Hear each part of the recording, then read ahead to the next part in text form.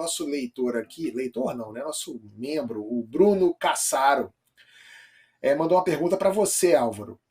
Ele escreve assim: adoro o meteoro.doc e gostaria de saber o que vocês pensam sobre a realização de cultos neopentecostais no Estado laico brasileiro, como vimos nessa semana a primeira-dama Michele Bolsonaro fazer na Câmara dos Deputados. É indelicado, né? Não é o lugar correto para aquela prática. E isso vale para qualquer religião, assim. Agora, o culto ainda tem um valor simbólico, incomoda um pouco, tal, tudo bem. Mas que tal você ter o judiciário brasileiro usando documento psicografado para decidir pena desse ou daquele? Que tal você ter o senador Eduardo Girão aí nessa semana chamando médium para falar no Senado e discutir em pé de igualdade aí com um cientista? Então é disso que a gente está falando, né? O Estado tem que ser laico, não é para preservar só a teologia, entendeu? Essa é uma questão importante, sem dúvida, beleza. A discussão sobre o crucifixo na sala, não sei o quê, é menor do que você sabe. Decisões que são tomadas a respeito da sua vida e do seu dinheiro estão seguindo critérios que, assim, não são critérios de fato, sacou?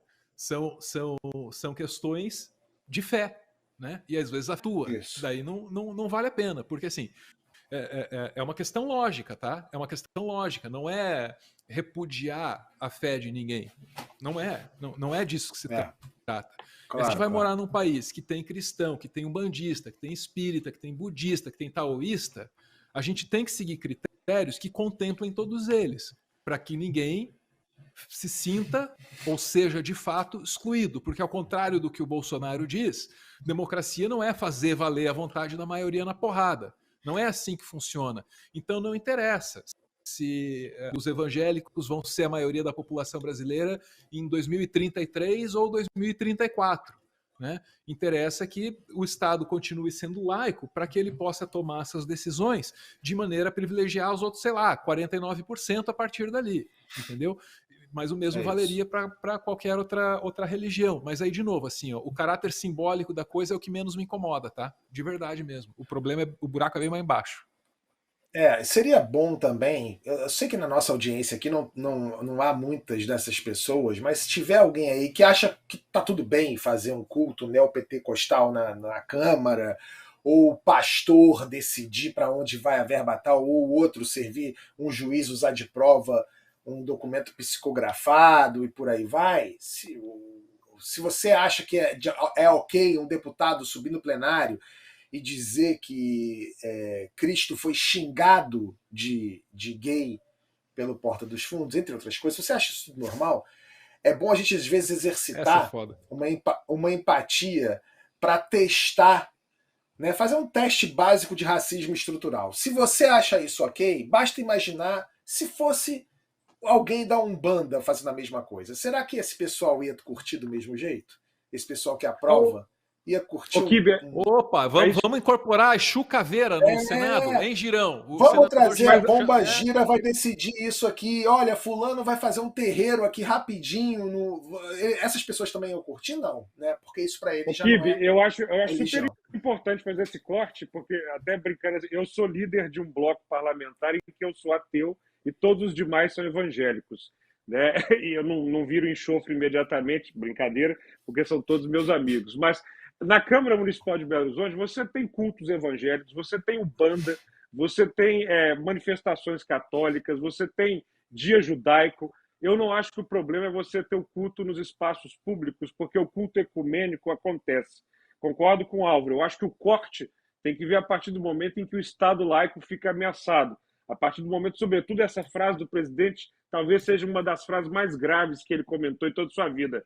Né? A minoria tem que se curvar à maioria. Isso é perigosíssimo de vários aspectos, né? Porque a população vai ser maior evangélica e tal.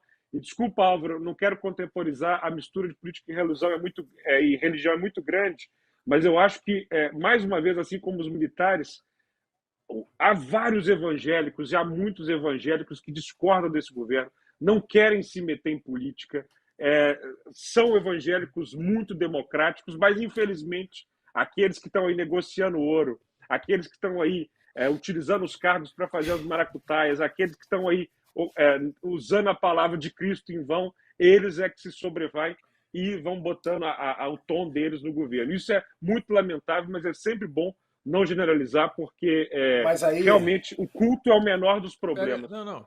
mas Peraí, aí, Gabriel, por gentileza, eu acho que é só mais uma na qual a gente discorda, mas nada disso me impede de perceber que você é um Claro. cara muito inteligente e muito razoável. Me deixe só explicar meu ponto. Por que eu acho indelicado que se faça um culto evangélico dentro da Câmara dos Deputados com a primeira dama caindo de joelho? Porque existem impedimentos culturais, históricos, racismo colocado, que impedem que outras denominações cristãs e que outras religiões tenham esse mesmo espaço. Então, se a cultura limita que esse espaço possa ser de Cristo encarnado e não pode ser do Exu, não pode ser do Oxóssi, não pode ser da Oxum, então não pode ser de ninguém. Não há igualdade. Agora, beleza. Quando a gente chegar num momento em que todas as crenças sejam valorizadas e respeitadas nesse Brasil, aí firmeza. Aí podemos abrir para o taoísta, faz o culto ecumênico, chama o cristão também e não tem problema. Até lá eu prefiro ver assim, entendeu? Se não pode todo mundo, então vamos restringir geral para não parecer que a gente está favorecendo essa ou aquela fé, esse ou aquele grupo, às vezes econômica, de pastores direcionando verbas da educação. Mas assim, é só um ponto, que é diferente. Né? Nós estamos totalmente de acordo. É isso mesmo. É isso mesmo. Tem que ser para todo mundo. Eu queria só dizer que tem uma frente evangélica na Câmara dos Deputados, né? O culto acontece toda quarta-feira, às 8 horas da manhã. Sim. Dentro da Câmara dos Deputados. E essa frente evangélica não tem só evangélico, tem católico também, né? Você tem católico dentro dessa frente, você tem católico também no PT. Então tem nuances aí, eu acho que a gente acho que a fala do Gabriel eu vejo nesse sentido, né? Eu concordo com você, Álvaro, em tudo, acho que o Estado tem que ser laico e todas as religiões têm que ser respeitadas. Mas eu passei muito tempo dentro da Câmara. A minha tese de doutorado foi sobre a Câmara dos Deputados, e em especial sobre as bancadas evangélica, ruralista e da segurança pública. Então, eu acompanhei bastante essas movimentações. Então, o culto tem toda quarta-feira. É que quando a primeira-dama aparece, vira notícia, né? Porque, por motivos óbvios.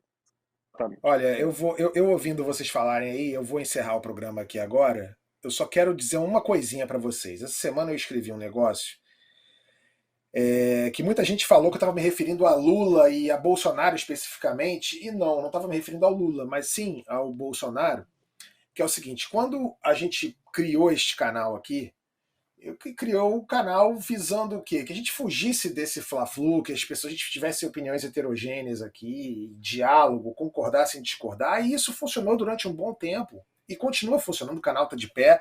Hoje, por exemplo, a gente bateu 6 mil pessoas assistindo a gente aqui, uma audiência maravilhosa. E a gente está falando aqui a gente já começou falando de militares, né?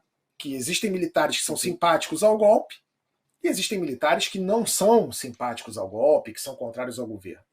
E a gente agora termina falando de pastores, que tem muito pastor que é Bolsonaro, e tem muito pastor, sim, eu conheço alguns, inclusive, que são contrários ao Bolsonaro. Só que o que une esses generais que são contrários ao golpe e esses pastores que também não apoiam essa mistura ruim de política com religião, é que quando a gente fala dos dois, é sempre assim: existem, eles só não querem se meter muito.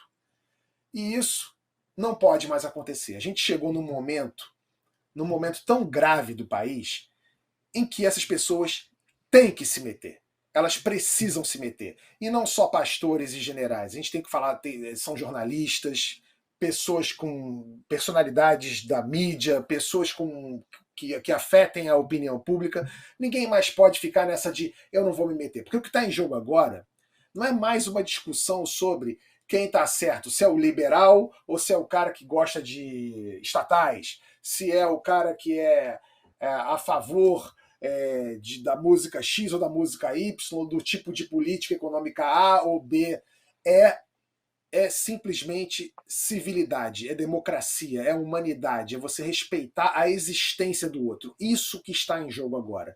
Não podemos mais nos dar o luxo de ficar, eu sou contra, mas eu prefiro não me meter. Está na hora da gente se meter, porque se não se meter agora, a gente corre o risco de não poder se meter nunca mais. Tá certo? Fazendo adendo na sua fala que se meter de verdade é escolher um bom deputado e um bom senador. Mais do que ficar entre a discussão de presidente. Isso é o fundamental. E que também não existem só duas opções e que no primeiro turno você tem que votar naquela que você acredita mais. É isso.